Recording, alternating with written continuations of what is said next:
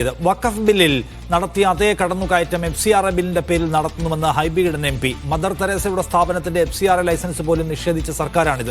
FCRA ഭേദഗതി bill ന്യൂനപക്ഷ വിഷയം മാത്രമല്ല, മത്ത മേലധ്യക്ഷന്മാർ മോദി അത്താഴമുണ്ണാൻ വിളിക്കുമ്പോൾ ഇതൊക്കെ മുഖത്ത് നോക്കി ചോദിക്കണമെന്നും ഹൈബി മീഡിയ വണ്ണോട് പറഞ്ഞു.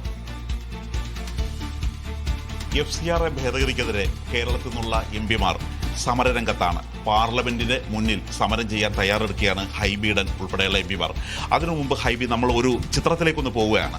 ഇത് ഹൈബി പ്രിയങ്ക ഗാന്ധിയും ഉൾപ്പെടെയുള്ളവർ സമരം ചെയ്തതാണ്. അന്ന് ഛത്തീസ്ഗഡിലെ സന്യാസിനികളെ, അവരൊക്കെ കന്യാസ്ത്രീകളെ അറസ്റ്റ് ചെയ്ത് പ്രതിഷേധിച്ചുള്ള ഒരു സമരത്തിന് ചിത്രമാണ് അങ്ങയുടെ വീട്ടിലുള്ളത്. പക്ഷേ വീണ്ടും അടുത്തൊരു സമരത്തിലേക്ക്, പ്രത്യേകിച്ച് ക്രൈസ്തവ വേട്ടയുടെ പേരിൽ പോയിക്കൊണ്ടിരിക്കുകയാണ്. അല്ല, ഇതൊരു ന്യൂനപക്ഷ വിഷയം മാത്രമല്ല. ഈ ക്രൈസ്തവർ നടത്തുന്ന FCRAയുടെ സപ്പോർട്ടോടുകൂടി നടത്തുന്ന ഒരുപാട് സ്ഥാപനങ്ങൾ, എല്ലാ മതസ്ഥരായിട്ടുള്ള ആളുകളെയും ചേർത്ത് പിടിക്കുന്ന കാരുണ്യ ഭവനങ്ങളും ഓർഫനേജുകളും വിദ്യാഭ്യാസ സ്ഥാപനങ്ങളും പെൺകുഞ്ഞുങ്ങൾക്ക് വേണ്ടിയിട്ടുള്ള വിദ്യാഭ്യാസ സ്ഥാപനങ്ങളുമാണ്. നമ്മൾ കഴിഞ്ഞ ഒരു വർഷമായി കണ്ടുകൊണ്ടിരിക്കുന്നത് പുരോഹിതരെയും അതുപോലെ തന്നെ കന്യാസ്ത്രീമാരെയും നോർത്ത് ഇന്ത്യയിൽ തെരഞ്ഞുപിടിച്ച് ആക്രമിച്ചുകൊണ്ടിരിക്കുകയാണ്. ശാരീരികമായി അവരെ ഉപദ്രവിച്ചുകൊണ്ടിരിക്കുകയാണ്. ഈ നിയമം ഇപ്പോൾ എൻ്റെ കയ്യിലിരിക്കുന്നത് ഞാൻ ശ്രീ അമിത്ഷായ്ക്ക് കൊടുത്ത ഒരു കത്താണ്. 2021 ഭാരത് രത്ന ലഭിച്ച മദർ തെരേസ അവരുടെ കാരുണ്യ പ്രവർത്തനങ്ങൾ നടത്തുന്ന പശ്ചിമ ബംഗാളിൽ FCRA ലൈസൻസ് ക്യാൻസൽ ചെയ്തതാണ്.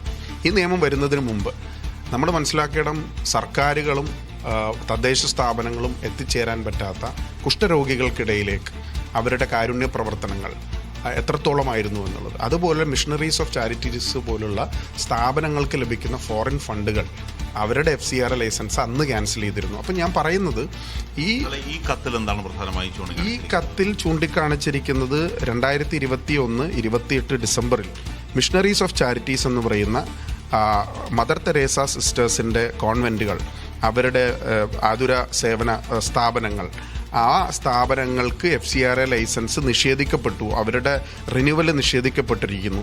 അവർക്ക് അത് റിന്യൂ ചെയ്ത് കൊടുക്കണം എന്നാവശ്യപ്പെട്ട്, ലൈസൻസ് കൊടുക്കണം എന്നാവശ്യപ്പെട്ടുകൊണ്ട് ഞാൻ എഴുതിയൊരു കത്താണ്. എൻ്റെ ഓഫീസിൻ്റെ തൊട്ടടുത്ത് തന്നെ അവരുടെ ഒരു സ്ഥാപനം പ്രവർത്തിക്കുന്നുണ്ട്. അവിടെ അനാഥരായിട്ടുള്ള പെൺകുഞ്ഞുങ്ങൾക്ക് വേണ്ടിയിട്ടുള്ള സ്ഥാപനമാണ്. FCRA വിഷയത്തിൽ അത് വഖഫ് ബില്ലിന് സമാനമായ കടന്നുകയറ്റ സ്വഭാവത്തിലുള്ള ഒന്നാണത്.